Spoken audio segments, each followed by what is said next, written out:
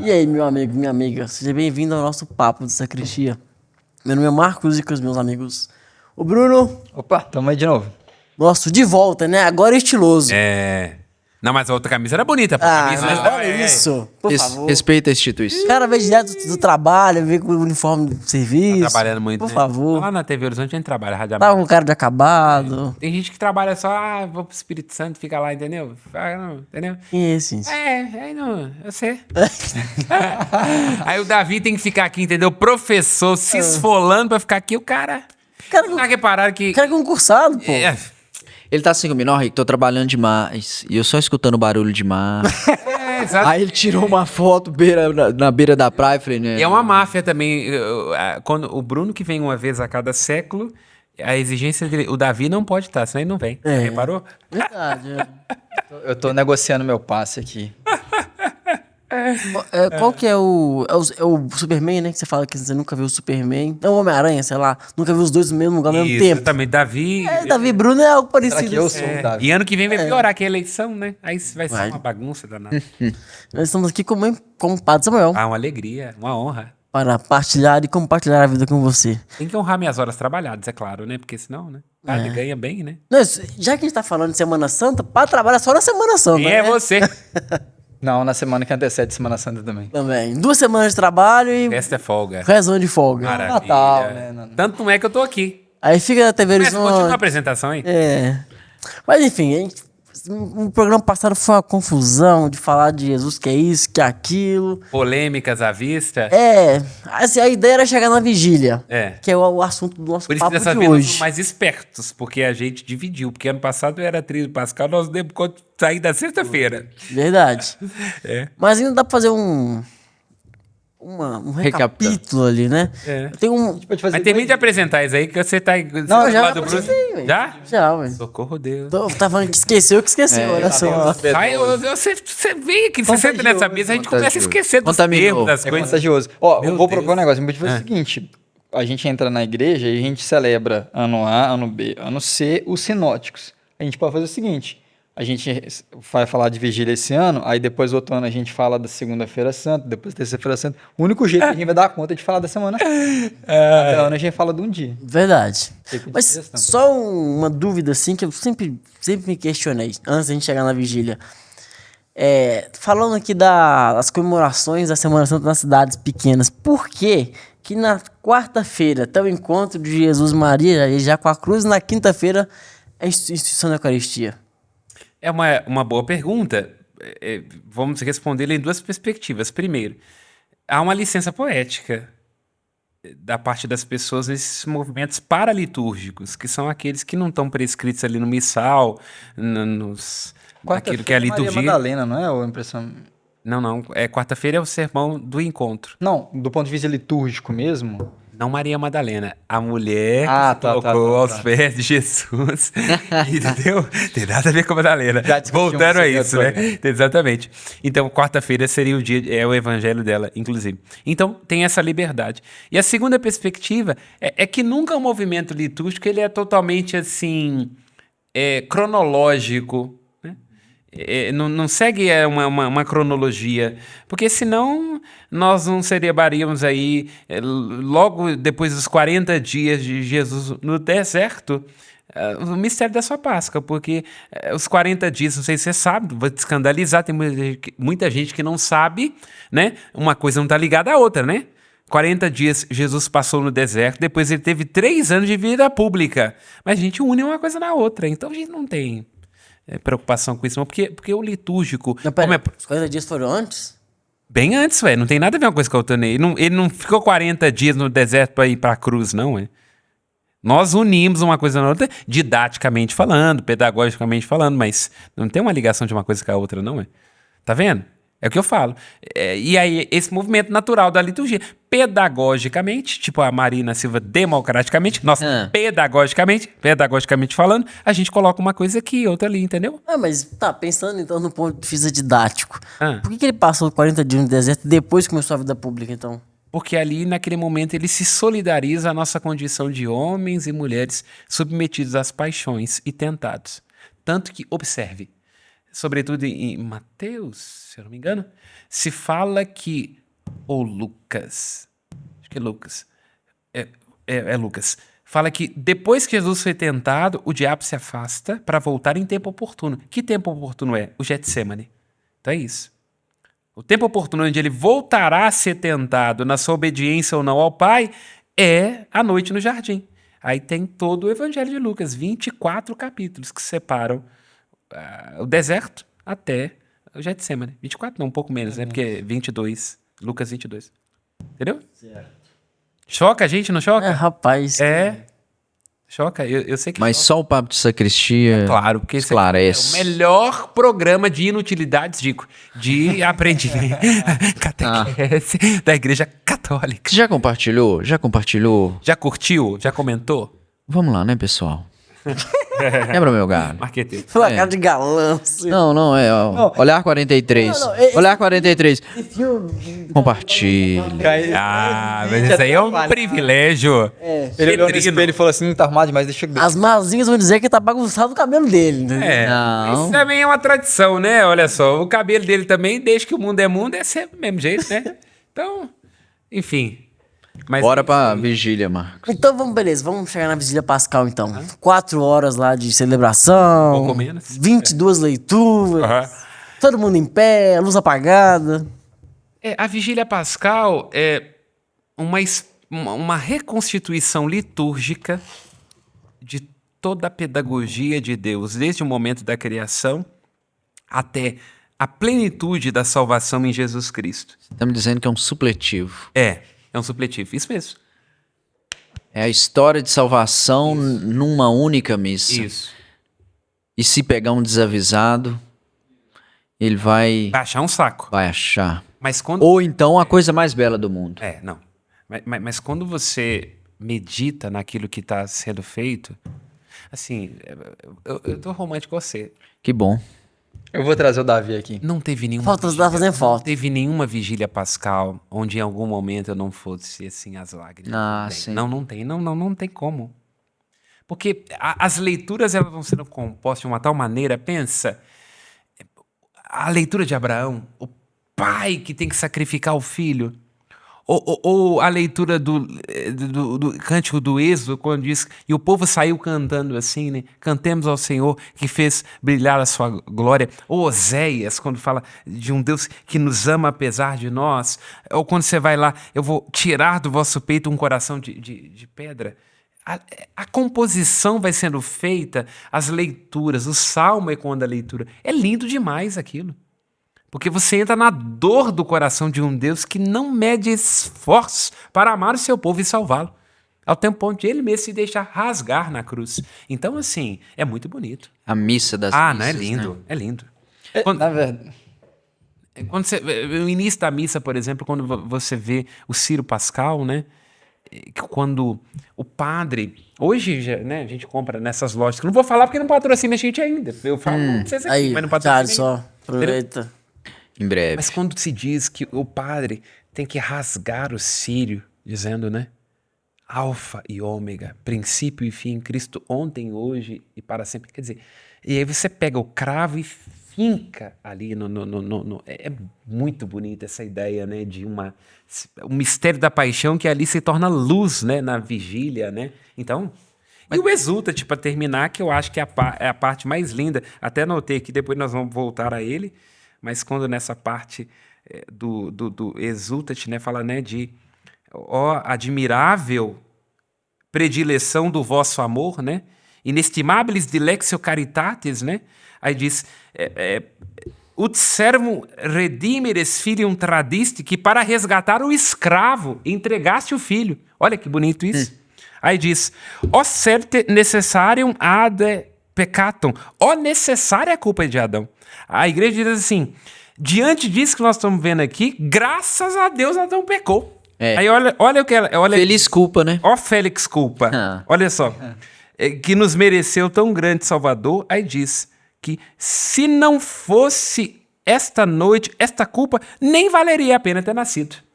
Olha, a igreja pega o que há de mais escandaloso, que é o pecado. Ela diz, você pega o seu filho e entrega por um ladrão. E ele diz, esse pecado que criou sogra, celulite, cunhado, processo seletivo, gente brigando. Graças a Deus Adão fez isso. Porque Adão nos deu a oportunidade de ver seu filho nos salvando. Olha, como é que você não chora diante disso? Como que você entra, entendeu? A gente canta aquilo ali, você vai para um outro, entendeu? Aquilo te leva para uma outra dimensão. Talvez o desafio seja viver isso. Claro. De estar de fato de corpo e alma ali, prestar atenção às leituras e tal. Talvez seja isso, porque de fato, para muitos é assim, nossa, tá faltando mais quantas. Tem que repetir renda, fumaça e por aí vai, né? Mas eu queria entrar um pouco mais na liturgia. Começar ali com a bênção do fogo. Você já trouxe a questão dos cravos, que eu não sei se é uma polêmica que a gente deve abordar aqui, no sentido que, A polêmica deve dar teoricamente, não era para ser cravo, teria que ser incenso, porque não se trata de morte, já se trata de ressurreição. Na verdade, deveria ser cravo com incenso. Ah, tá. E ainda tem um incenso simbólico, que é por isso que o cravo é redondinho. Porque é essa ideia de uma morte, porque o cordeiro continua com as marcas. As chagas Ele tem não que ter. foi Por apagado. isso ele diz no Apocalipse: vede minhas chagas. Então tem que ter a chaga. Só que o incenso é essa dimensão de uma dor que virou um sacrifício, uma oferta agradável. Por isso ele é redivivo. Ele tem as marcas, mas tá vivo. Morto vive para sempre. É tipo, né?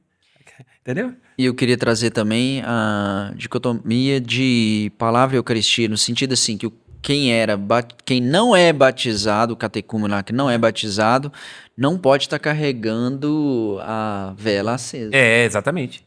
Não deveria no rito antigo, isso era bonito, quando a igreja tinha uma catequese mais acurada, esse era o momento onde aqueles que estavam se preparando iam ser batizados. Por isso, na vigília, se aconselha que se batiza, faça a crisma e por aí vai. Na igreja primitiva, ia-se até a liturgia da palavra. E aí, depois, colocava-se quem não era batizado para fora. Já imaginou assim? Entendeu? Eu fazendo assim, ó.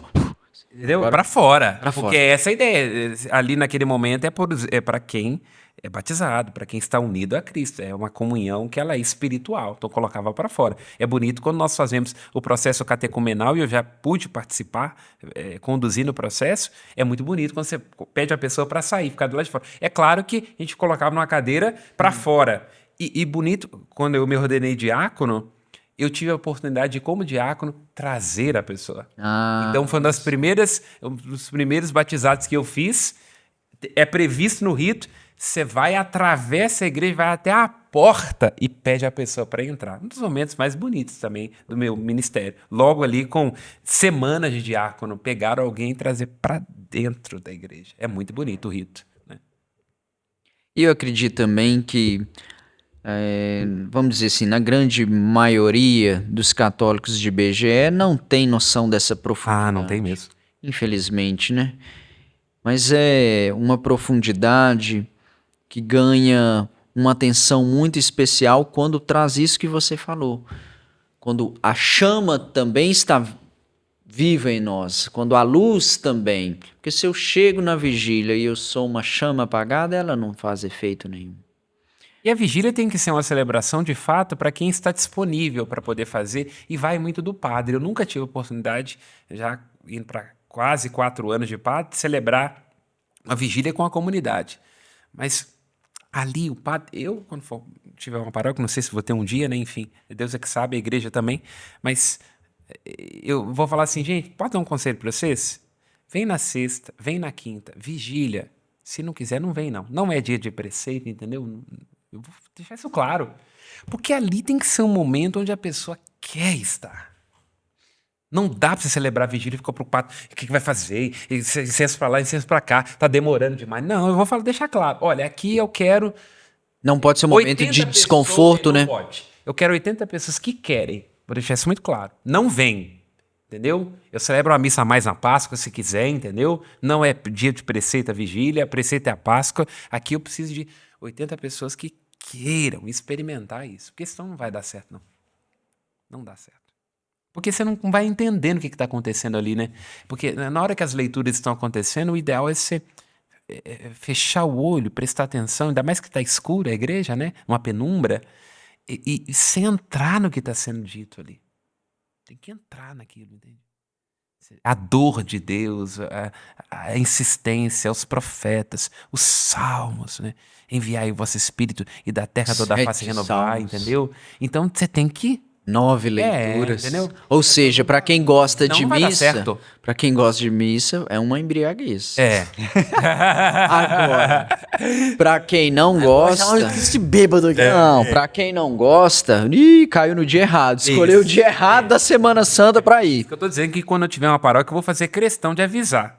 É uma missa longa, nós vamos fazer com muita tranquilidade. Umas 4 horas? Quantas horas? Eu ainda não fui numa vigília. Você já foi numa vigília com o Padre Samuel? Não chega a dar 4 horas, não. Na verdade, eu só celebrei uma vez a vigília, acredita? Porque eu tô na serra, né?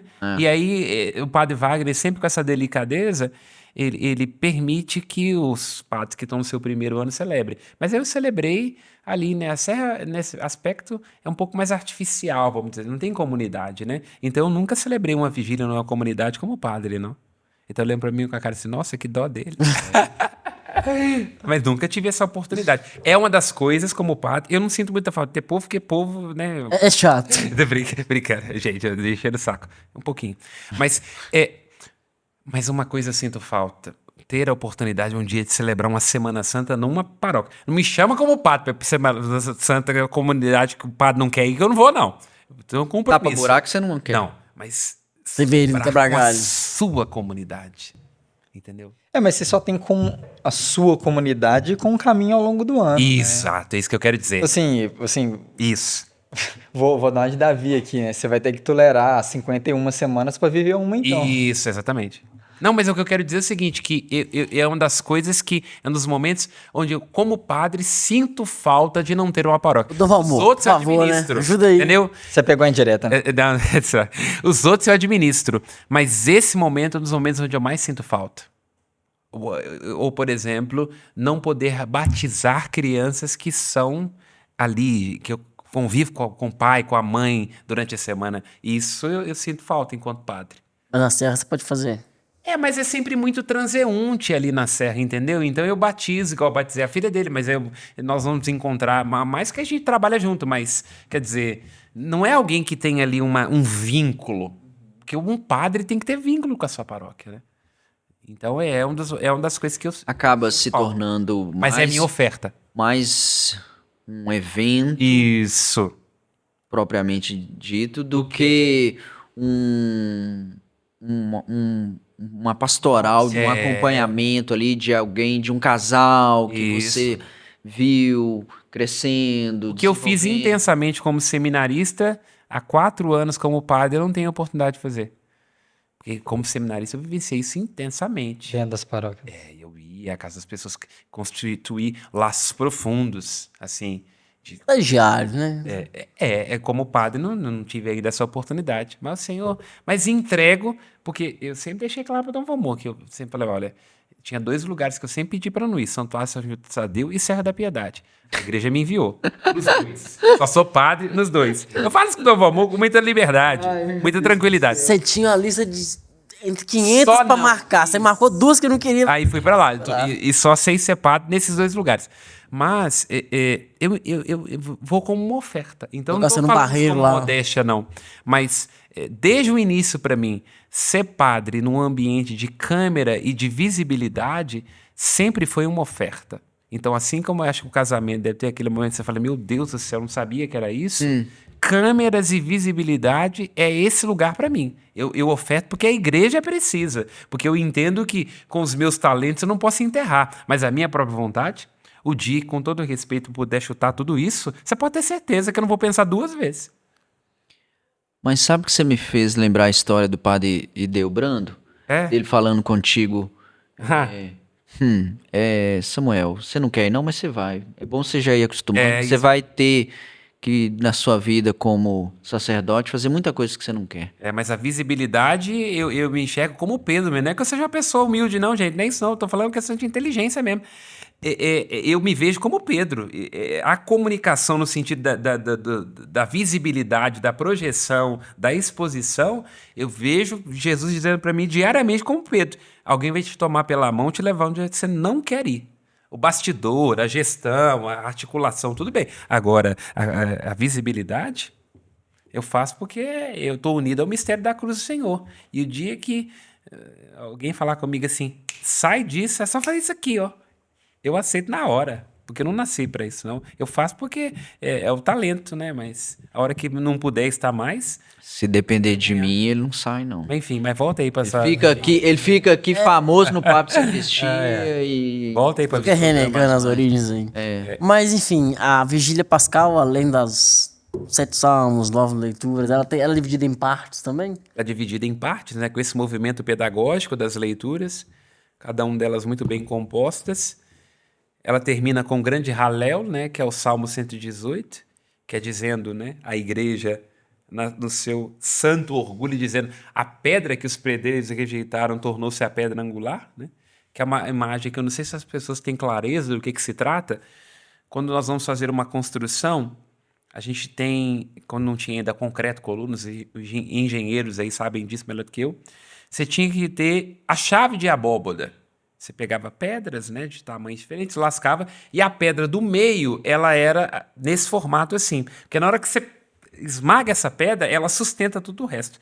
Na construção do Templo de Jerusalém, parece que os pedreiros estavam construindo, isso não está na Bíblia, é uma questão bem do Midrash. Não, é uma verdade, mas não está como texto canônico. Os pedreiros viram uma pedra. E falaram, que pedra feia, pedra esquisita, o que vai fazer com isso aqui? Joga esse negócio fora. E construiu aquela coisa toda, Quando chegou no final, aí não dá para saber exatamente se é no arco ou na esquina da parede. Gente, mas nós vamos botar uma pedra por aqui, não tem uma pedra desse tamanho. Aí quando eles vão, a pedra era exatamente do jeito que precisava para encaixar e fechar a estrutura. Então Cristo lê isso na perspectiva pascal. Aquela pedra rejeitada é precisamente aquela que é a chave de abóboda, é a angular. Então é por isso que o Salmo lê isso em chave cristológica e messiânica. Aconteceu a mesma coisa com Cristo. O ferrado lá de Nazaré, o filho de Maria e de José, aquela coisa, foi exatamente a pedra que fecha o edifício da salvação. Essa questão aí dos pedreiros aconteceu quando? Na construção do Templo de Jerusalém, quando foi construir o templo. Então foi construindo. E aí a última das pedras, que é a pedra angular, eles perceberam que exatamente era aquela que precisava para dar força para a construção, né? Porque quando você coloca essa pedra, você não derruba. Tanto que, observe, construções antigas, essas igrejas feitas com essa técnica, você tem ruínas das paredes, mas o arco fica. Porque é muito firme, né? É uma técnica de construção antiga, inclusive, de ponte, né? Porque como é que você cria um grande vão livre? É com essa técnica. Porque aí você usa a gravidade em favor da construção. Porque o peso dessa pedra que é de quina é que sustenta todo o resto. Você não precisa de uma coluna no meio. A coluna é feita de cima para baixo. Entre aspas, é claro, né? Eu não lembro o nome que foi dado a isso, essa forma geométrica. Chave de abóboda. Não. A forma geométrica completa que parece Você fala a união de um semicírculo, quadrado com um círculo. Não, é um semicírculo, que é uma estrutura geométrica que ela trabalha 100% por compressão. Então, o carregamento, ela se suporta, digamos assim. Isso é. Ela usa a gravidade em favor, contra a própria gravidade. Porque como a do meio é lascada e ela é pesada, quanto mais ela pesa para baixo, mais ela fortalece a estrutura. Essa que é a ideia. Sim. Quanto mais peso tiver nessa pedra angular, mais ela ajuda a segurar. E como se eu não tinha estrutura, deixou de ser o papo de sacristia, né? Não, mas tem a ver com isso, mas né? como Que é se eu o não tinha Halel. estruturas para poder fazer geometrias, né? Fazer uma ponte. Você foi em estruturas muito antigas, né? Que não tinha a tecnologia que a gente tem de construção. Isso era muito comum, porque o pessoal descobriu que geometricamente aquilo ali ia sustentar.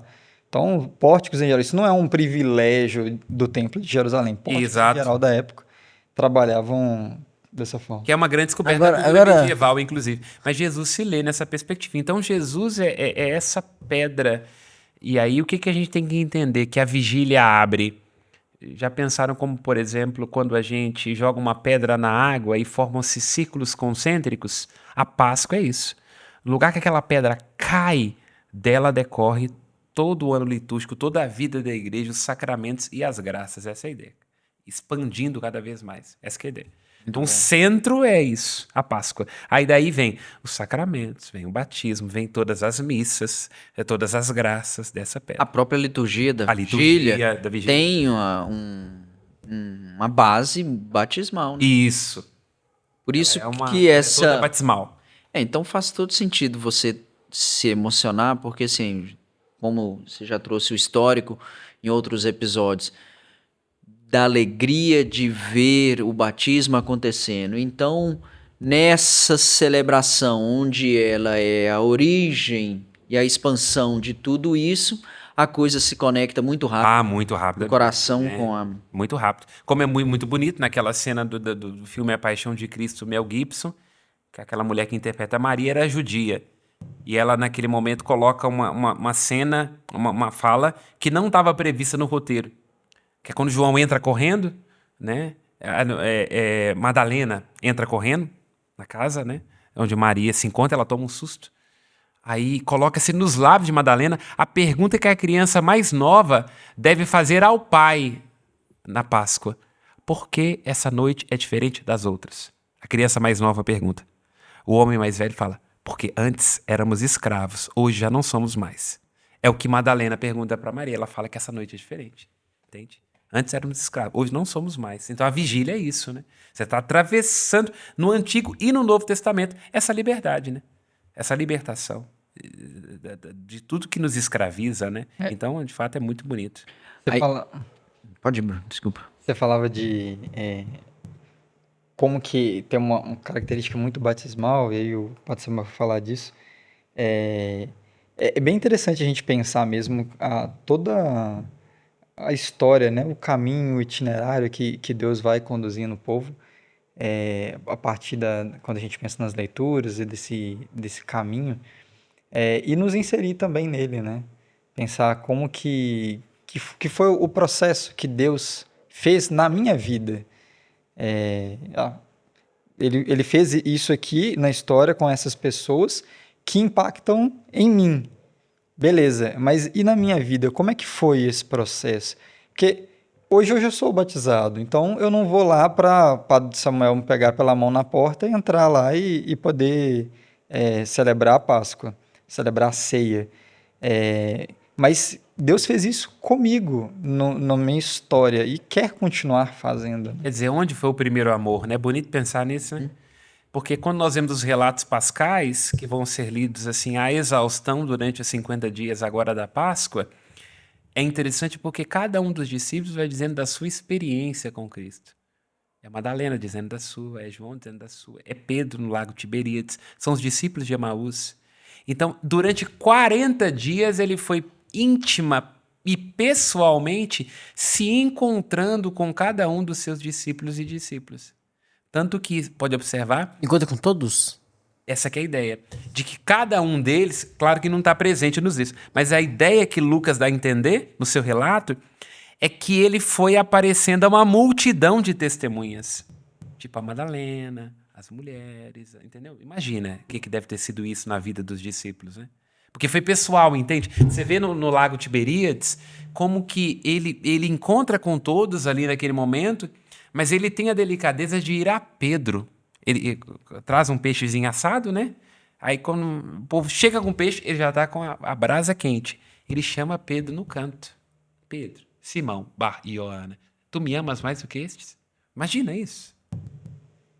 Não pergunta a Pedro sobre sua negação, sobre o que ele fez, sobre o que ele quer fazer da vida.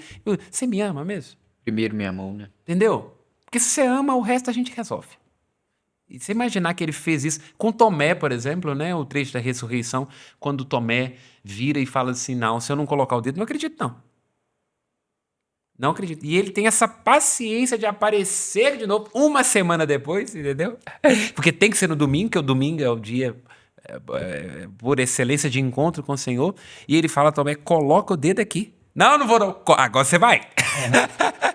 Agora você enfia o dedo aqui, Me entendeu? fez aparecer. E agora, entendeu? Eu podia estar lá com a outra lá, entendeu? Já podia ter colocado assim, esse aqui eu já visitei, entendeu? Você não estava aqui, enche o saco. Retrabalho, e agora, né? retrabalho. Agora você vai enfiar o dedo aqui, entendeu? Não seja incrédulo, mas tem fé.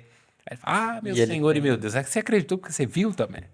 Muito feliz é quem acreditar sem ter visto, né? E é bonito porque a igreja, na sua sabedoria e na sua misericórdia, diz: graças a Deus que São Tomé fez isso. Olha a igreja, a sua ironia. Porque aí não sobrou para nós, né? A igreja, na liturgia de Tomé, ela fala isso. Ela fala assim: a incredulidade de Tomé curou a nossa fé.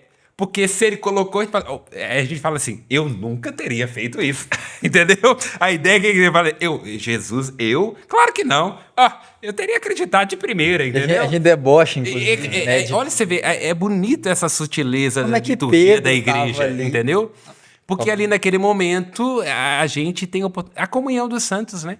Até nos erros a gente também se beneficia, né? O caso de Tomé foi isso, né? Um erro dele foi bom para nós, ou os discípulos de Emaús, por exemplo. Se eles não fogem na direção contrária, a gente não conseguiria entender. Quem era o de Emaús mesmo? Não dá para saber. Alguns dizem que era Pedro, alguns dizem que era, de fato, um deles era Cleófas, não dá para saber. Parece que seria lustro interpretar que é Pedro e Cleófas. Parece, mas não dá para saber.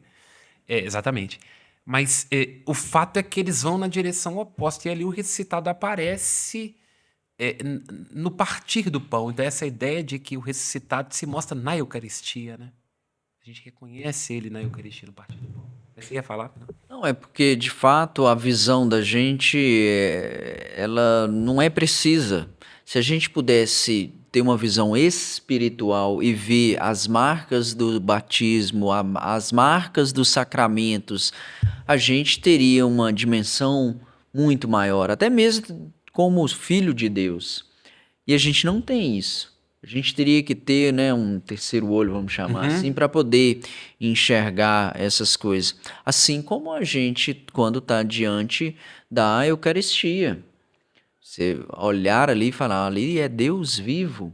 Então, isso a gente traz essa ótica que você falou da igreja, ó. Não precisa ver para acreditar, não. Tô te falando que e é. Mas Te falando, confia, né? confia, entendeu? Mas que é um contraponto interessante, é. E para além de qualquer episódio passado, a gente discutiu questões muito teóricas, teológicas, né? E para além de questões assim, formulações que deixam claro sobre isso ou aquilo, que você fala me vem à mente uma passagem marcante que a gente pode fazer como oração. Senhor, que eu veja qual que é o significado do batismo que eu recebi. Qual é o significado dessa Eucaristia que está ao alcance das minhas mãos todo domingo? O trabalho que eu tenho que fazer é simplesmente levantar do banco e entrar na fila. Aí eu friso, por isso que como padre eu não fixo em pregações moralistas. Às vezes as pessoas vão confessar comigo e falam assim: eu faltei na missa dos domingos. Aí fica assim: isso aqui eu não posso comodar, é pecado mortal. Aí eu falo assim: isso aí você já sabe, né? Mas eu falo assim, eu sempre falo, não é próprio de quem ama querer estar perto? Então acho que a primeira coisa que tem que se questionar é: onde é que está o amor? Porque se você não souber onde é que está o amor, ir ou não ir à missa, eu acho que, eu falo assim com as pessoas, do ponto de vista da misericórdia de Deus, ele deve falar assim: melhor que não venha, né? Eu não quero causar sofrimento nessa pessoa. Tá entendendo? Então não é sobre isso. Eu Quero migalhas, Você né? tá entendendo? Então eu acho que é muito pouco, é muito comezinho, ficar preocupado. Devo ou não devo ir? Para quem tem amor, a lei é dispensável. Eu não consigo imaginar alguém que pensa assim: eu tenho uma lei de me encontrar com a minha namorada no fim de semana. Eu tenho uma lei de me encontrar com um amigo que eu amo muito. Eu tenho uma lei de jogar um futebol. Não consigo, entendeu? Não consigo imaginar que alguém que não pôde jogar lá pelada com os amigos fica assim: nossa senhora, meu Deus, tô em falta. Não, é aquela dor de não ter encontrado os amigos, entende? Isso não é da ordem da obrigação, entendeu? É da ordem da dádiva, né? Isso traz à tona a nossa falha e miserável capacidade de amar, né? Eu acho. É isso que eu acho. Porque, assim, você ter que falar algo, assim, eu acho que a forma que eu entendo que você está falando, assim, não é que a igreja errou em ter falado. Isso, não tá na igreja. Mas é que tem algo de beira o absurdo você precisar falar. Isso. mas tem que falar. E quando... Não é que eu Não tô falo falando que não tem que falar. Eu tô querendo dizer assim que Sim. o processo de conversão não passa pela doutrina. No sentido de que o ponto de partida não é a doutrina. Porque nós não nos encontramos com uma doutrina. Porque se for para se encontrar com a doutrina, o cristianismo é insuportável. Se você tiver que colocar na ponta do lápis tudo aquilo que a doutrina te exige, você está fulminado. Vamos nós aqui, eu abro uma confissão aqui, entendeu? Quem tá em casa vai Mais um corte. tá obrigado agora ao sigilo, entendeu? Vamos colocar sobre a mesa aqui os pecados que cada um de nós Sigilo. comete. Para. Coloca, quem começa? Porque se o encontro é com a doutrina, então nós estamos ferrados, lascados. Se o passo primeiro é que primeiro tem que se encontrar com a densidade da doutrina e isso é o ponto de partida, então, meu irmão, eu quero pedir a Deus licença, mas eu tenho que escrever uma carta pro bispo agora pedindo renúncia, porque eu não dou conta de ser padre. Aliás, eu nem dou conta de ser cristão. Não vou nem falar de padre. Um exemplo pequenininho. Às vezes eu me pego pensando a nossa realidade aqui. Com que autoridade nós temos aqui hoje para estar falando no papo de sacristia? Porque o Samuel, Entendeu? a gente ainda pode dizer que é um ordenado, ele de fato é um possuidor da doutrina. Aí eu lembro, você é batizado. A autoridade foi te dada no batismo. Você tá entendendo? E aí eu já começo a... Não, Fala besteira. Exato. Mas você tá entendendo? Onde é que... Ou seja, a autoridade não tá em mim, não tá só em você, não. Tá em todo batizado, é nossa Volta pro obrigação. apóstolo, o que eu quero dizer? É por isso que o apóstolo Paulo fala que ele morreu para a lei. É isso que ele quer dizer. Que nós tínhamos que retomar isso, a esquerda e a direita hoje.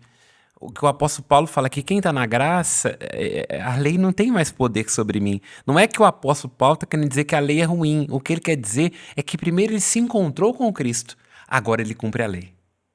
Então, não estou dizendo que a lei não seja boa, santa, justa, necessária. Ela é extremamente necessária. É a Mas se ela instrução, vem né? primeiro, você matou o cristão. Matou. Porque se ele, das duas, uma, ou ele vai conseguir viver aquilo com um moralismo absurdo, ou ele vai ficar condenado porque não vai dar conta. E aí adoece. É claro. A si ou aos outros. Eu falei que eu ia trazer o Davi, eu vou trazer de forma muito inesperada. Que eu vou falar algo que vai incomodar. Vou falar que magoar não, mas incomodar Momento pelo menos de tensão. os conservadores. Porque quando a gente vê a história recente da igreja, de 1/4, né, 25% aí da vida dela, eu entendo e compreendo perfeitamente as reações de Trento e a luta por defender aquilo que deve ser defendido. E o reforço, a rigidez, a construção sólida da doutrina. Mas isso, enquanto processo evangelização, ele não se sustenta. E é isso que o Concílio Vaticano II, acho que chega num certo momento que ele fala assim, olha, tá muito claro para mim que essa mudança tem que acontecer. Trento nos jogou no colo dos protestantes. Porque enquanto Lutero pegou a Bíblia debaixo do braço e começou a pregar nas comunidades, nós começamos a encher a igreja de coisa dourada. Num primeiro momento foi maravilhoso, porque foi um ressurgimento católico. Imagina a igreja, olha as obras, o sino, as novenas. Mas o pastor estava lá. Conhece Jesus? Aceita Jesus? Entendeu? Trento em si, porque Trento foi uma coisa muito boa. Estruturou, criou seminários, que não é uma coisa tão boa assim, mas ajudou. Mas entendeu? Mas Dá pra ver o que sai de lá, né? o efeito rebote Tadinho. foi que a igreja fortaleceu a estrutura, mas ela esqueceu do boca a boca. E aí o protestantismo foi igual uma erva daninha. No bom, entendeu? A plaquinha. A plaquinha. Entendeu? A plaquinha. Porque enquanto os papas estavam preocupados com não sei o quê, fortalecer aquela coisa toda, ele foi na experiência, na existência, no encontro com Jesus. Quando assustou, meu irmão, todo mundo estava crente. E é algo que tem até hoje, né? Eu falo isso, e aí para fazer um contraponto também, porque eu já vi muitos progressistas criticarem, né, várias coisas assim da época, da liturgia, assim. Eu vejo que talvez, não sei se eu estou sendo soberbo demais falar isso, mas assim, é uma falta de compreensão também da época enorme, porque precisava de uma defesa. Então, assim, Claro, claro. eu não consigo ir para a época e acusar e criticar como época. Perfeito. Agora, a gente tem que reconhecer que o mundo de hoje, ele exige novos posicionamentos, né? Mas uma dúvida, um contraponto, na verdade. Não é o mundo de hoje, sempre foi assim. Porque se os apóstolos tivessem pensado com a cabeça tridentina, a gente estava ferrado. Porque quando eles perceberam que alguma coisa, por força do Espírito, estava escapando pelos dedos, ao invés de enrijecer, eles falaram assim, traz pra cá, ué. Então, se o Espírito chegou aos pagãos, ao invés de dizer que eles estão fora, diz que estão dentro. É isso que nos falta hoje, entende? Então, naquele momento, a briga do primeiro concílio de Jerusalém foi isso, porque na perspectiva de Tiago, irmão do Senhor, enrijece, porque nós vamos virar pagão, não vai dar certo. Aí divergências, como brincávamos, de Pedro e de Paulo. Até Pedro, vê lá em Gálatas, fica meio assim, aquele caso clássico. Pedro está lá com os pagãos, chegam os judeus, ou os cristãos judaizantes, ele se levanta e vai embora. Paulo fala, que cinismo é esse? E aí ele escreve suas cartas dizendo, nós não demos conta de cumprir a lei, nós vamos colocar agora o nome dos pagãos? E ele fala, e eu estou falando nós, eu poderia dizer não eu, porque eu sou da tribo de Benjamim, fariseu segundo a lei e da própria escola de Gamaliel. Ele está dizendo, eu poderia dizer mais do que todo mundo aqui o que é cumprir a lei. Porque Pedro era pescador galileu, ele não. Ele foi formado em Jerusalém pelo próprio Gamaliel, neto do próprio Rabino Hilel. Ele fala, eu não estou fazendo isso. Vocês não deram conta, vamos colocar agora no ombro dos pagãos? Então é muito melhor entender qual é o movimento que o Espírito está fazendo e aí trazer de lá para cá, entende? Essa que é a ideia. Porque na medida que o pagão entender que ele não está fora, ele está dentro, aí, olha, é o Filipe com o eunuco da rainha Candace. Deixa o eunuco falar e ele fica meio assim. Aí chega uma hora que o eunuco fala assim, Isaías está falando de quem? De si ou de outro? Agora você chegou onde eu queria. Olha, aí quando passa num filete de água, o eunuco fala assim, já que você está falando tanto disso, o que impede eu ser batizado? Mas nada, desce aqui, para, batiza, batizou, cascou fora. O Espírito arrebata Filipe. Não vai ter tempo, mas, cara, isso dá um desdobramento muito bom. Claro. Porque eu sempre fico pensando assim, até que ponto Paulo não tinha um pouquinho de vaidade de se tornar um dos 12? E aí faz essas provocações, mas do ponto de vista assim, porque Pedro tinha limitações. Eu acho. E aí ele superava eles, né, nessas limitações, principalmente intelectual, Exato. né? Porque uma coisa a gente tirando a graça, você colocar numa discussão um pescador e um doutor. É próprio de quem é muito inteligente não ter muita paciência com os estudos. É claro que Paulo era um homem muito cheio de si. Tanto que volta. Humilde também, não, né? Algumas Eu vou passagens. dizer que ele era humilde no sentido assim, de humilde no sentido assim. Paulo se esvaziou, tanto que ele diz: me fiz tudo por todos. Estou unido ao Cristo crucificado, completo na minha carne, o que falta é o sofrimento de Cristo em favor do seu corpo, que é a igreja. Tudo é lixo diante de encontrar a Cristo e ser encontrado unido a Ele. Mas do ponto de vista humano, alguém de péssimo trato. Ninguém dava conta de conviver com ele. Só Lucas e Timóteo suportou um pouquinho mais, mas de péssimo trato. Brigava com muita gente o tempo inteiro. Me desculpe a ignorância, mas como ser um dos 12 se ele veio depois? Tipo, já era, perdeu É o que o ele clubinho. diz de si. Porque olha pra você ver, é aí que ele tá falando. Para ser apóstolo tem que ter tido que ter convivido com Jesus. Mas ele fala assim, claro, aqui eu vou caricaturar. E quem se encontrou com o próprio ressuscitado? Então eu sou o maior dos apóstolos. Ele diz isso, é claro. Porque todos se encontraram com Jesus em vida. E Jesus demorou 3 anos, não entendeu nada. O apóstolo Paulo não. Num encontro no caminho de Damasco, ele faz a experiência densíssima do mistério. De tal modo que o que nós chamamos de cristianismo é Paulo. Daqui pra frente é só Paulo. Só Paulo. Aí tem alguém que traz um copo de água pra ele, um chazinho. Mas daqui pra frente, gente, é Paulo. Vocês entendem o que é isso? É claro que o cara tinha que se achar, ué. É o nosso caso aqui, ó. Imagina que eu sou Pedro e aqui é Paulo. Basta um momento para a cabeça do Samuel expandir, o que para mim vai levar mais E tempo. ninguém entendeu melhor o que é o Cristo, conseguiu descrever melhor, traduzir com exemplos práticos. Olha as cartas paulinas, gente. as imagens que ele usa da igreja como um corpo, quando ele fala, por exemplo, os hinos paulinos, quando ele escreve a carta aos Romanos sobre o que é a justificação, ninguém daria conta de fazer isso se não fosse alguém muito inteligente, muito cabeça dura e não tivesse guiado pelo Espírito Santo. Não, e não briga só com Pedro, ele briga com Marcos. Todo mundo. Aí Barnabé vai falar, não, segura aí, pô, não é bem assim. Depois acaba que Barnabé segue Marcos e depois volta lá nas cartas de Pedro e ele vai falando, não, nós já estamos bem, nós Só alguém superamos. muito orgulhoso, alguém que tivesse ligando o F para todo mundo, daria conta de fazer o que Paulo fez.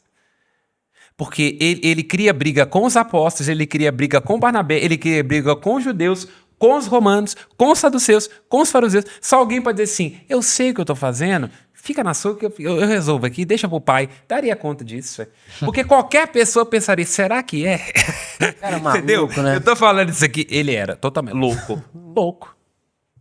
E ele faz questão de deixar isso claro. E aí ele se vê como um mega apóstolo, o que está no grego é isso, mega apóstolo, pela genialidade, pelo que fez, e porque o chamado de Paulo é único. Nunca mais, repito isso, na história da igreja, alguém foi chamado como Paulo. Nenhum chamado é maior do que Paulo. Jesus estava lá de boa, entendeu?